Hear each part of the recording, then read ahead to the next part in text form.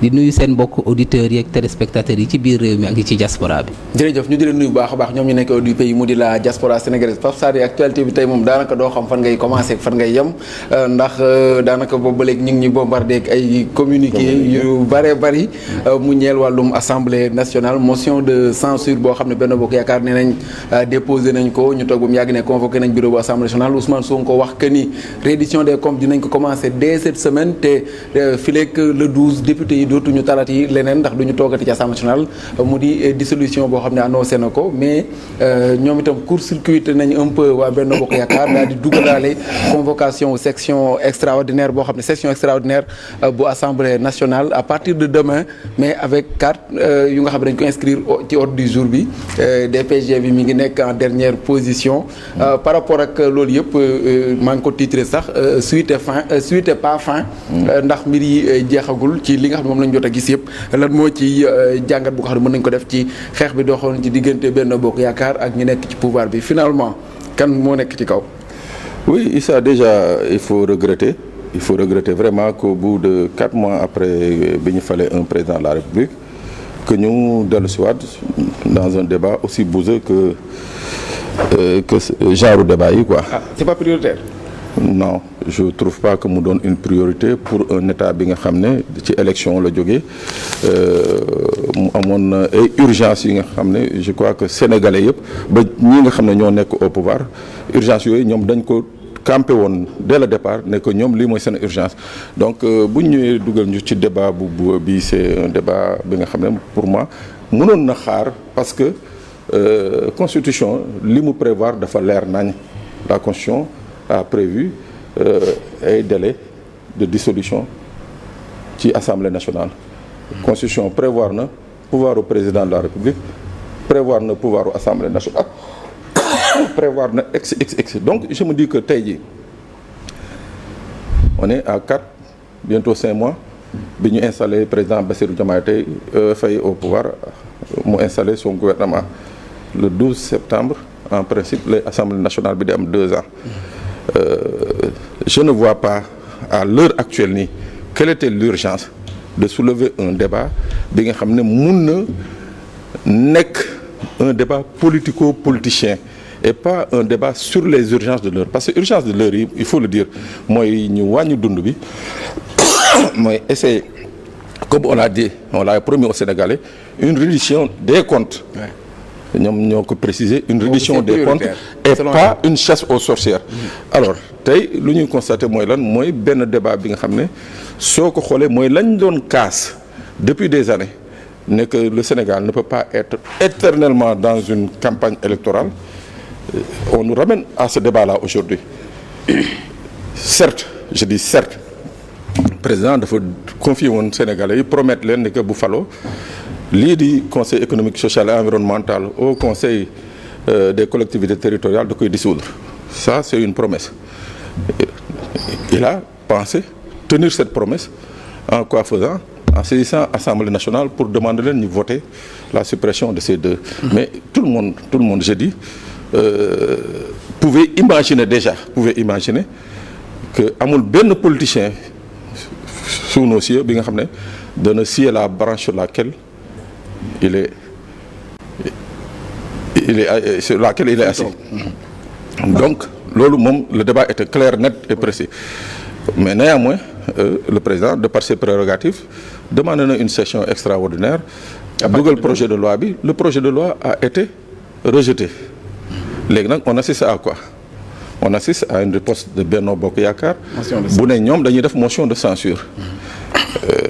Motion de censure on le rappelle encore c'est nu mu tuddati. prérogative bu député la. prérogative bu député yi la. daaneel gouvernement. Alors quelques heures après président de la République génneewaat benn décret et par priorité daal di convoqué waat une nouvelle session extraordinaire ce qui fait que député yi li ñu convoqué woon. day tegu fële ci ici repose la motion de censure de Benno Bokk Yaakaar. waaw c'est-à-dire moom moor nee la dafa judd rek dee waaw moom cette motion de censure dafa judd rek dee. ci fu ñu koy sukkandiku ordre prioritaire.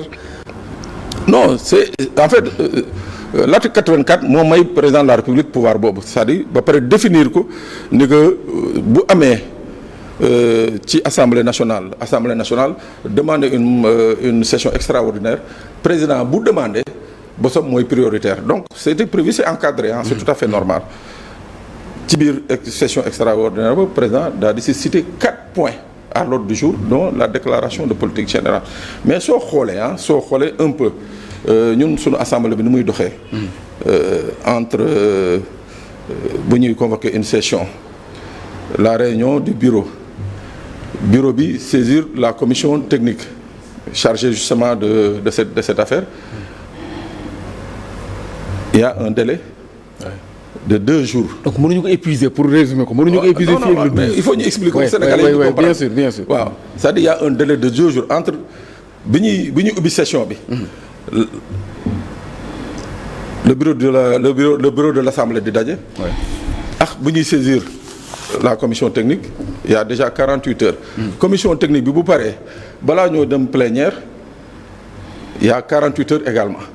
soo ko jëlee sur les 4 points c'est-à-dire benn point c'est 4 jours beneen point c'est 4 jours muy 8 jours beneen point c'est 4 jours muy 12 jours beneen point c'est 4 jours. 4 fois 4 16. muy 16 jours c'est 16 jours. waaw alors 16 jours yi donc on sortira même du cadre du délai légal de 15 jours. Ça veut dire quoi ça veut dire que avant ñoo egg le 12 peut-être que un ou au moins au plus 2 points. Sur le projet de loi du président 2 points yi nañuy jot a examiner après ñu jot le 12 jot le président peut carrément dissoudre l'Assemblée nationale de par son pouvoir. mais dafa am beneen boo xam ne xaw na jaax parce que bii coup politique buñ la dégg bu baax loolu nga ko jàppee bu nga xam ne def na ko ci kaw waa Benno Bokk Yaakaar pour ñu bañ a épuiser les délais pour ñoom sax mën a dugal même seen motion de censure pour di ci wax mais li xew au conseil ak 16. déjà limogé nañ ñaar ña fa nekkoon c'est une réponse politique selon yow en plus li nga xam ne moo fa jot a am ñan ñooy président yi après qu'est-ce qui va se passer.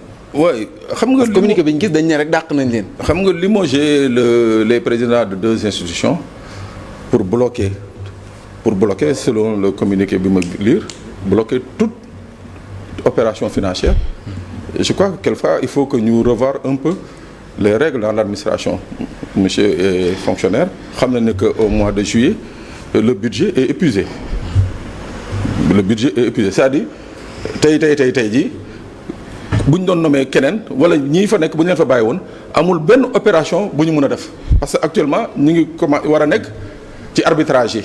pour le prochain budget donc daanaka fu mu nekk nii je dis c'est un coup de sabre dans l'eau quoi. noonu la ko Pape Sané jàngatee Babacar Sané Ba lan moo ci sa xalaat vous êtes consultant international wàllum diplomatie ak yooyu mais vous êtes citoyen avant tout. absolument merci beaucoup Issa waaw comme actualité moo ko laaj te comme li nga wax citoyen la et qui plus est aussi je suis un acteur politique. parce que je dirige un parti politique bu tudd Alternative Citoyenne. yàlla def na aussi nag tey moom politique indiwuma fi mais je suis dans le cours de l'actualité et dinaa ci wax sama xalaat. en tant que citoyen. je pense que tey Sénégal et je suis d'accord ak Pape. fii Sénégal tollu tey suñuy priorité waroo nekk lii parce que ce n'est pas sérieux de vouloir installer le Sénégal en permanence ci campagne électorale. La faute à qui? Non, à l'opposition qui a rejeté la loi. Je dis que l'opposition n'a pas été responsable. Le gouvernement du Premier ministre Ousmane Sonko il est mis en place depuis kañ lañ ko teg.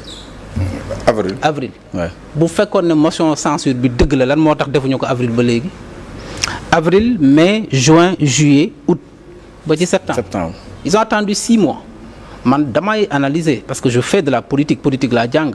Donc on a l'impression man li ma jàpp mooy c'est fait sur un coup de tête.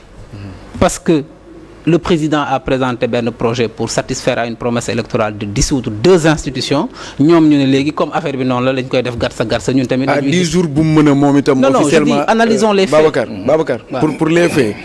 président 10 jours moo ko dese woon mu mën a tas assemblée. waaw bu ko tasee. waaw bu demee élection. oui bu fekkente ne am na majorité wala lu mu mën di doon. bu ko neexee dugal projet de loi pour ñu tas ko. mais il est dans son rôle le président. donc est-ce que ñaar yëpp nekkuñu woon ci seen rôle léegi politique. xam nga président il est dans son rôle il a d'abord consulté le conseil